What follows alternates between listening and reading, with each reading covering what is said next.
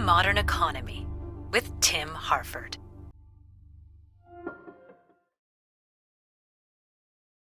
Bob Taylor worked at the heart of the Pentagon, third floor, near the Secretary of Defense, and near too to the boss of ARPA, the Advanced Research Projects Agency. ARPA had been founded early in 1958, but then NASA had largely supplanted it. Aviation Week magazine dismissed ARPA, a dead cat hanging in the fruit closet. Nevertheless, ARPA muddled on, and in 1966, Bob Taylor and ARPA were about to plant the seed of something big. Next to Taylor's office was the terminal room, a poky little space where 3 remote access terminals with their 3 different keyboards sat side by side. Each allowed Taylor to issue commands to a faraway mainframe computer, one at the University of California in Berkeley, on the other side of the continent, one at MIT in Cambridge, Massachusetts, more than 700 kilometers up the coast, and a Strategic Air Command mainframe in Santa Monica, the AN/FSQ-32XD1A, or Q32 for short. Each of these massive computers required a different login procedure and programming language. It was, as the historians Katie Hafner and Matthew Lyon put it, like having a den cluttered with several television sets, each dedicated to a different channel. Although Taylor could access these computers remotely through his terminals, they couldn't easily connect to each other, nor could other ARPA-funded computers across the United States. Sharing data, dividing up a complex calculation, or even sending a message between these computers was all but impossible. The next step was obvious, said Taylor. We ought to find a way to connect all these different machines. Taylor talked to ARPA's boss, Charlie Hertzfeld, about his goal. We already know how to do it, he declared, although it was not so clear that anyone really did know how to connect together a nationwide network of mainframe computers. Great idea, said Hertzfeld. Get it going. You've got $1 million more in your budget right now. Go! The meeting had taken 20 minutes, and Bob Taylor had better figure out how to fix the problem.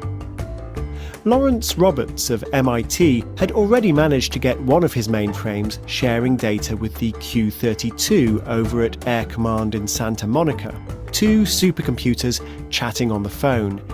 It had been slow, fragile, and fussy. Bob Taylor, Lawrence Roberts, and their fellow networking visionaries had something much more ambitious in mind, a network to which any computer could connect. As Roberts put it at the time, almost every conceivable item of computer hardware and software will be in the network. That was an enormous opportunity. It was also a formidable challenge. Computers were rare, expensive, and puny by modern standards.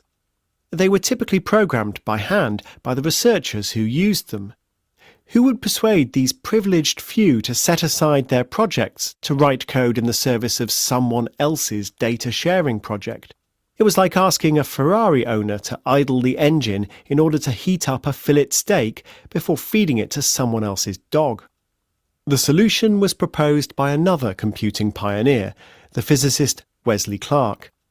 Clark had been following the emergence of a new breed of computer, the mini-computer, modest and inexpensive compared to the room-sized mainframes installed in universities across the United States.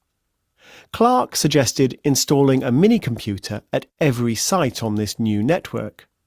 The local mainframe, say that hulking Q32 in Santa Monica, would talk to the mini-computer sitting close beside it. The mini-computer would then take responsibility for talking to all the other mini-computers on the network, and for the new and interesting problem of moving packets of data reliably around the network until they reached their destination. All the mini-computers would run in the same way, and if you wrote a networking program for one of them, it would work on them all. Adam Smith, the father of economics, would have been proud of the way that Clark was taking advantage of specialisation and the division of labour, perhaps Adam Smith's biggest idea. The existing mainframes would keep on doing what they already did well.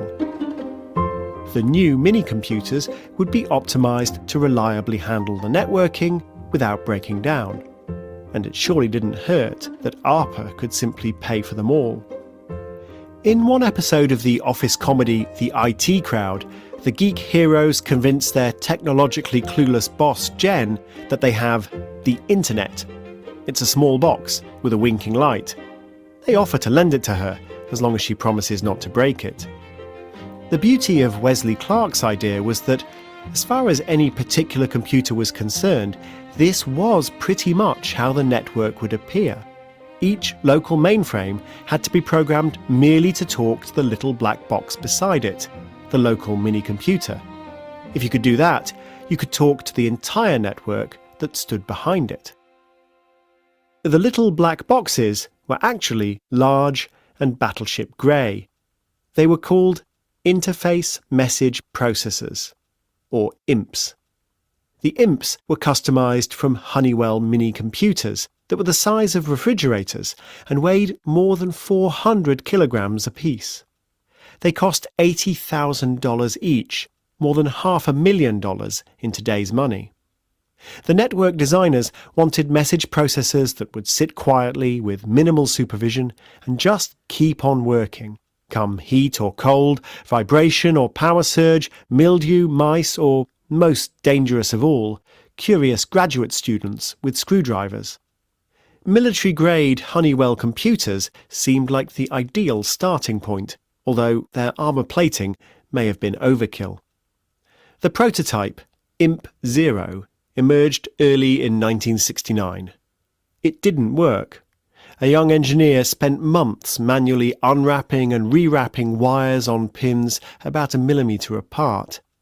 It wasn't until October that year that IMP 1 and IMP 2 were in position at UCLA in Los Angeles and the Stanford Research Institute over 500 kilometres up the coast.